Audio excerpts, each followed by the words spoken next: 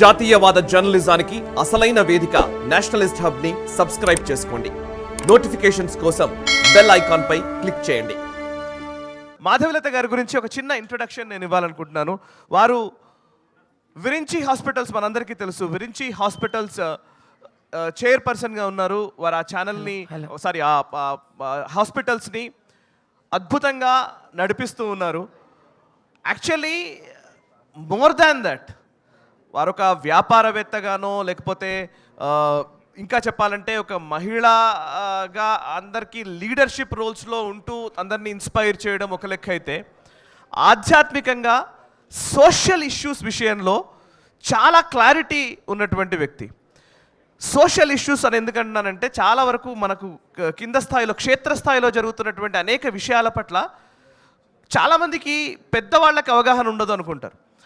But నిజానికి ground లెవెల్లో ఉన్నటువంటి యాక్టివిటీసు, నిజానికి ఎక్కడ ఆ సమస్య ఉంది, ఆ సమస్యను ఎట్లా అడ్రస్ చేయాలనే విషయంలో మాధవీలత గారికి చాలా క్లారిటీ ఉంది. నేను ఆవిడతో చాలాసార్లు మాట్లాడిన తర్వాత నాకు చాలా విషయాలు అర్థమయ్యాయి.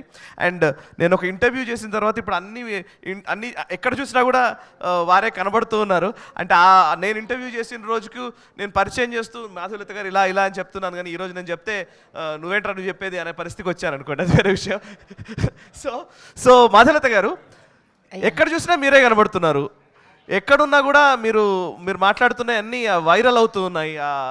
రీల్స్లో కావచ్చు, లేకపోతే షార్ట్స్లో కావచ్చు, సోషల్ మీడియా మొత్తం ఏవో అంటే కొత్తగా ఒక మనిషి, మన ఇంట్లో మనిషి, లేకపోతే మన ఇంట్లో ఒక పెద్ద మనిషి ఎవరో మనకు చెబుతున్నట్టుగా ఉండే అనేక ఆస్పెక్ట్స్, సోషల్ ఆస్పెక్ట్స్, ఫ్యామిలీకి సంబంధించిన ఆస్పెక్ట్స్ మీరు టచ్ చేస్తూ వస్తున్నారు కదా.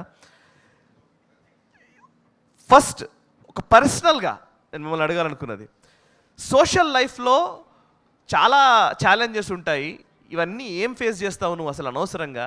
బయటకు వచ్చి ఇవన్నీ మాట్లాడాల్సిన అవసరం ఏంటి? మీకు అద్భుతమైన ఒక లైఫ్ ఉంది. అవన్నీ వదిలేసి ఎందుకని ఈ జనాల్ని లేదా సమాజాన్ని కొంచెం ఏదో మార్పు తీసుకురావాలనే ఒక ప్రయత్నం ఎందుకు చేస్తున్నారు అసలు? ఇది సన్యాస కర్మయోగశ్చ నిశ్రేయసకరావుభౌ తయోస్తు కర్మ సన్యాసాత్ కర్మయోగో విశిష్యతే, కర్మయోగో విశిష్యతే. సన్యాసము, కర్మము అను రెండు మార్గాలు మోక్షానికి దారితీస్తే, అందులో కర్మ అనే యోగాన్ని నిర్భయంగా చేసేవాడికే మోక్షానికి దగ్గరగా ఉంటుంది. కర్మ అంటే మనము చేయవలసిన మన ధర్మబద్ధమైన పనులు. అది ధర్మాన్ని పాటించినప్పుడే కర్మయోగం అవుతోంది. ఇటువంటి కర్మయోగం గురించి శ్రీకృష్ణ పరమాత్ముడు సన్యాసం తీసుకున్న వాళ్ళకి చెప్పలేదు.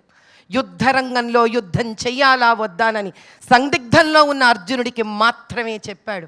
అంటే భగవద్గీత కావలసినది రాజకీయ నాయకులకి. రాజ్యాలను పరిపాలించాలనుకున్న రాజకీయ నాయకులకి ముందు కూర్చోపెట్టి కాన్స్టిట్యూషన్ ఎంత ఇంపార్టెంటో, తద్వారా అంతే ముఖ్యమైన భగవద్గీతలో కనుక కర్మ సిద్ధాంతాన్ని నేర్పించగలిగితే బహుశా ప్రతి ఒక్కరూ యోగి ఆదిత్యనాథ్ గారన్నా అవుతారు, మోదీ గారన్నా అవుతారు.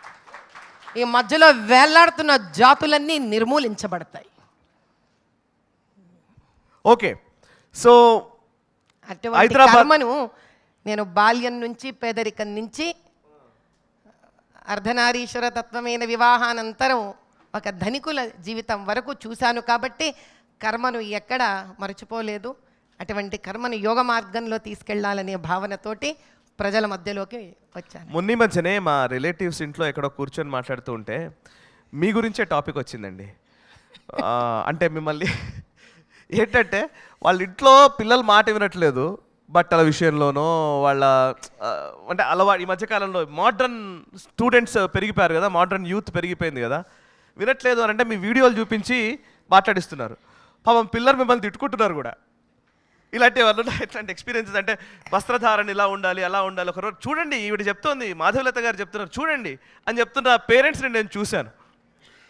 అయితే ఇందులో మీ టైటిలే చాలా అద్భుతంగా ఉందన్నమాట, ఇండియా టు భారత్. అంటే ఎలా అనిపించింది అంటే, ప్యాంటు షర్టు నుంచి 6.5-7 గజాల చీరకి మారినట్టుగా అనిపించింది. ఈ వీడియో మీకు నచ్చినట్టయితే లైక్ చేయండి, 10 మందికి షేర్ చేయండి. అలాగే కామెంట్ల రూపంలో మీ అభిప్రాయాలను మాతో పంచుకోండి. Nationalist hub group of channels ను సబ్స్క్రైబ్ చేసుకుని తెలుగునాట జాతీయవాద జర్నలిజాన్ని ప్రోత్సహించండి. ఈ వీడియో కింద ఉన్న బెల్ ఐకాన్ పై క్లిక్ చేయడం మర్చిపోవద్దు.